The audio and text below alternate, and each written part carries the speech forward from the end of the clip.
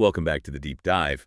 This is where we take all the source material, the articles, archives, the raw data, and, well, we try to make sense of it for you. Make it useful. Exactly. And today, we're doing a deep dive into something called the Liat Show and its creator, Liat Portal. Our mission, really, is to unpack this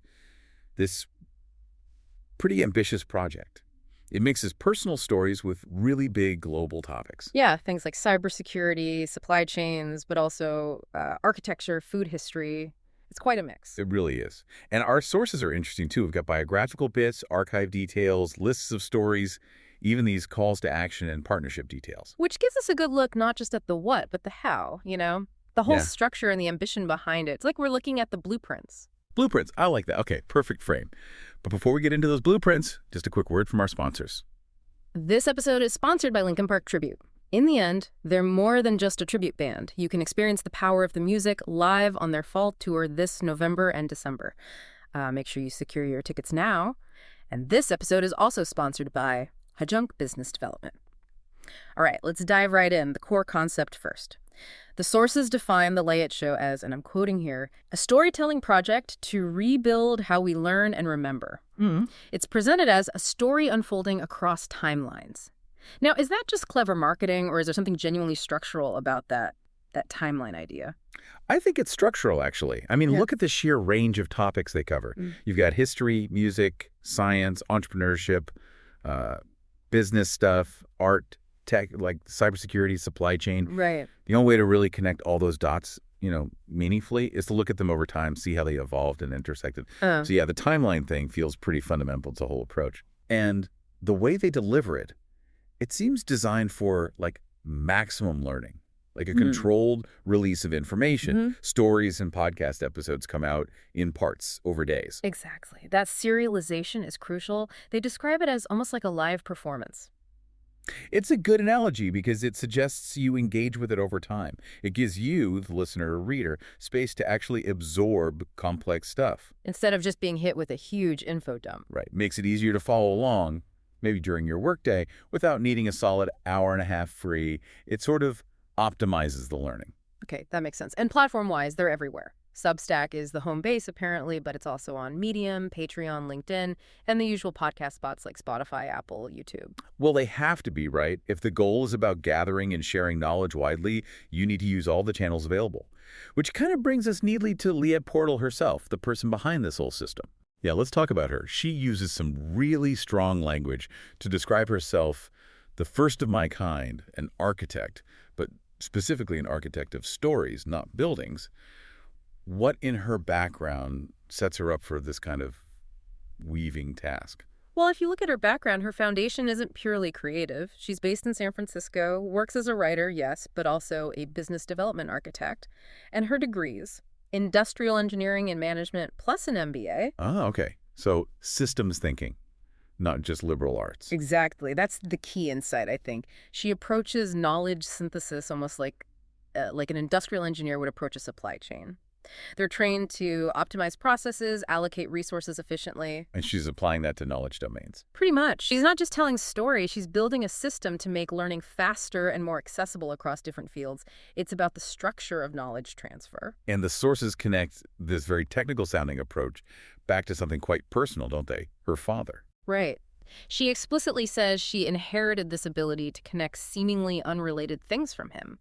He was an actual architect of buildings, but she calls him the greatest storyteller of all time. So it frames the whole project as this legacy of building things, whether it's narratives or, concrete structures. Yeah, the core skill is synthesis, taking complex inputs and making something coherent out of them. And her professional work seems to mirror that too, connecting people from different backgrounds, different industries, particularly tech companies trying to enter the U.S. market. That ability to bridge gaps, cultural, economic, seems really central to the show's mission too. The sources mention she sees obstacles as opportunities. That mindset feels necessary for mixing, say, supply chains and ancient history. Oh, absolutely. It's probably the engine driving it. It lets the show aim higher than just being about interesting niche topics. It's aiming for a broader purpose. Okay, stepping back a bit then. The strategy. The sources throw out some big comparisons. The late show, but during the daytime. Or even a compulsory education school of the future. Is that realistic? Or is that more of a marketing line? Well, it might start as marketing, sure, Hmm. but the impact numbers suggest it's actually growing into something. Well, something a bit like decentralized education, maybe. I mean, the reach is pretty staggering for an independent What project. are the numbers again? Listeners in 92 countries and 36 U.S. states. This isn't just some small local thing.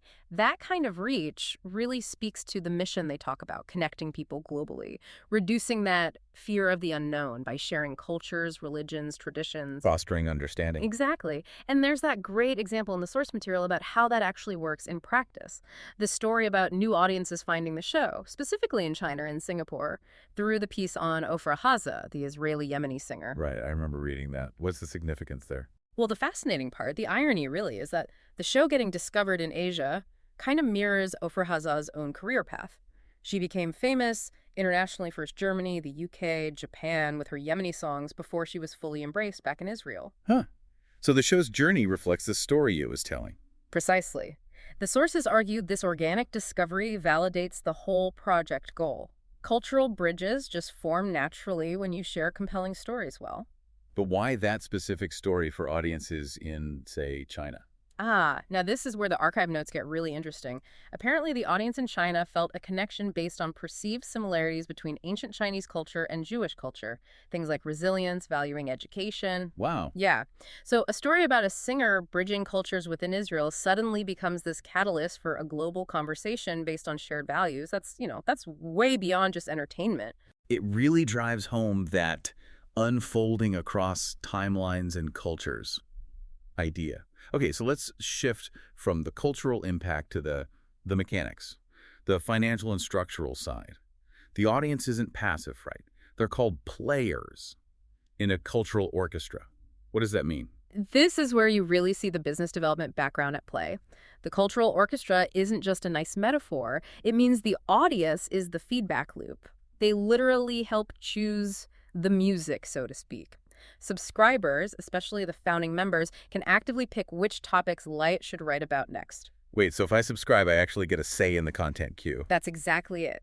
The index of the Liat Show is key. It lists published stories, sure, with links. Yeah. But it also lists stories that are just in the pipeline, no links yet. Those are the ones open for selection by the audience. So it doesn't different. That's not just consumption, it's co-creation. Totally. It fundamentally changes the relationship between creator and audience. And this idea of guiding the narrative, it extends to brands too, doesn't it? Why would a business want to expedite or sponsor one of these pipeline stories? How's that different from just, buying an ad? It's positioned as much more strategic, more proactive than a standard ad buy. When a brand expedites a story, they're essentially funding the creation of this specific piece of high-quality, researched, cross-disciplinary content that hopefully aligns with their own values. So it's not just their logo slapped on the side. Not at all. Their name gets credited for sponsoring that specific story. Or, and this is interesting, the story could even be about their company's journey, its entrepreneurial path.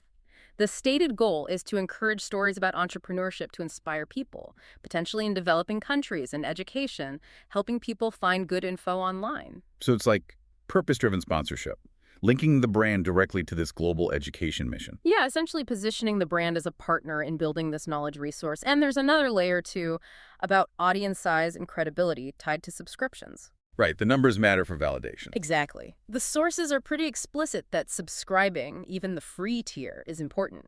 It helps the show build social proof.